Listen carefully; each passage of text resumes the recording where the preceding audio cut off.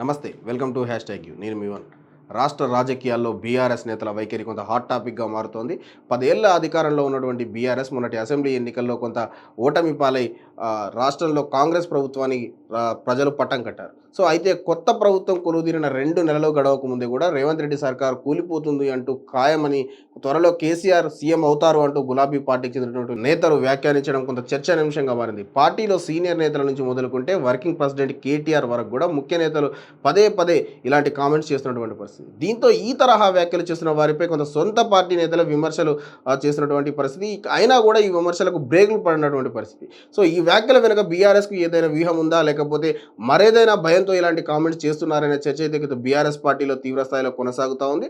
So రాష్ట్రం ఏర్పడిన తర్వాత వరుసగా 2 సార్లు ప్రభుత్వం ఏర్పాటు చేసిన బీఆర్ఎస్ మూడవసారి మాత్రం ఓటమి పాలైంది. దీంతో ఓవైపు కాంగ్రెస్ పార్టీ ప్రభుత్వాన్ని ఏర్పాటు చేయడం, రేవంత్ రెడ్డి నేతృత్వంలో మంత్రులతో సమన్వయంతో ముందుకు వెళ్తుండడం, మరోవైపు కాంగ్రెస్ నేతల్లో కూడా సమన్వయం లేదని, త్వరలో కాంగ్రెస్ ప్రభుత్వం కూలిపోతుంది అంటూ బీఆర్ఎస్ నేతలు వ్యాఖ్యలు చేస్తున్నారు.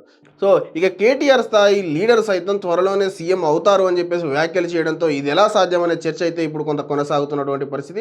అయితే ఇక్కడే ఒక ఇంట్రెస్టింగ్ వ్యవహారం కూడా కొంత తెర మీదకి వస్తుంది. సో బీఆర్ఎస్ నేతలు కాంగ్రెస్ వైపు చూస్తున్నారు, ఈ తరహా విమర్శలు గుప్పిస్తుంటే ఇదే సమయంలో పలువురు బీఆర్ఎస్ ఎమ్మెల్యేలు కూడా కాంగ్రెస్లోకి టచ్లో వెళ్తున్నారనే చర్చ కొంత జోరుగా సాగుతోంది. సో పార్లమెంట్ ఎన్నికల సమయానికి బీఆర్ఎస్లో ఏదైనా జరగొచ్చన్న చర్చ తీవ్ర స్థాయిలో కొంత రాజకీయ వర్గాల్లో కొంత హాట్ టాపిక్గా మారింది. సో ఈ నేపథ్యంలో బీఆర్ఎస్ ఎమ్మెల్యేలు కాంగ్రెస్లోకి జంప్ కాకుండా ఈ తరహా వ్యాఖ్యలు అధిష్టానమే చేయిస్తోందా అనే సందేహాలు కూడా తీవ్ర స్థాయిలో వ్యక్తం అవుతుంది. సో త్వరలో కేసీఆర్ ముఖ్యమంత్రి కాబోతున్నారు అనే అందువల్ల పార్టీ మారాలనుకునే వారు ఎవరైతే ఉన్నారో ఆ నిర్ణయాన్ని పునర్సమీక్షించుకుంటారు అనే ఉద్దేశంతో ఈ తరహా అయినటువంటి వ్యాఖ్యలు చేస్తున్నారు అనే చర్చ అయితే ఇప్పుడు తెరపై ఇదికి వస్తున్నటువంటి పరిస్థితి. సో అసెంబ్లీ ఎన్నికల ఫలితాలు వెలువడిన సమయంలో కూడా బీఆర్ఎస్ ఇదే తరహాల వ్యూహాలు కూడా అమలు చేసింది. పలువురు ఎవరైతే గుర్తు చేసినటువంటి పరిస్థితి, సర్వే సంస్థలన్నీ ఎగ్జిట్ పోల్స్లో కాంగ్రెస్కు పట్టం కడితే మాత్రం బీఆర్ఎస్ మాత్రం తాము ఆ ఫలితాలను నమ్మడం లేదని, తామే గెలుస్తామంటూ కూడా ప్రకటన రిలీజ్ చేసింది.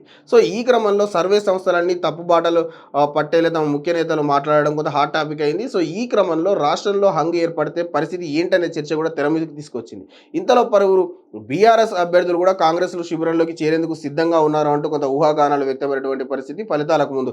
సో దీంతో అందరూ ఫలితాల కోసం ఉత్కంఠంగా ఎదురు చూశారు, ఎవరు వస్తారు అనేది. సో ఫలితాలు వచ్చినాక కేసీఆర్ మాత్రం కొంత ప్రగతి భవన్కు వెయిటింగ్ చేయడంతో పాటు గెలుపు పట్ల కేసీఆర్ ధీమాతో ఉన్నారు. ఎలాగైనా సరే తిరిగి బీఆర్ఎస్ ప్రభుత్వం ఏర్పాటు కాబోతుందనే వాదన కూడా బీఆర్ఎస్ శ్రేణులు సోషల్ మీడియాలో పెద్ద ఎత్తున కొంత కల్పించినటువంటి పరిస్థితి. అయితే బీఆర్ఎస్ అభ్యర్థులు గెలిచిన తర్వాత కాంగ్రెస్ వైపు వెళ్లకుండా కూడా చూసేందుకే కేటీఆర్ ఆ తరహా వ్యూహం రచించారు అని కూడా కొంత కాంగ్రెస్లో ఫుల్ మెజారిటీ రావడంతో సైలెంట్ అయ్యారు అనే టాక్ కూడా ఉంది. సో రాబోయే పార్లమెంట్ ఎన్నికల్లో బీఆర్ఎస్ ఎమ్మెల్యేలు జలకి వస్తారు అని ప్రచారం జరుగుతున్న నేపథ్యంలో తాజాగా గులాబీ బాస్ ఇదే స్ట్రాటజీని ఉపయోగిస్తున్నారనే కొంత సందేహాలు కూడా వ్యక్తమవుతున్నటువంటి పరిస్థితి.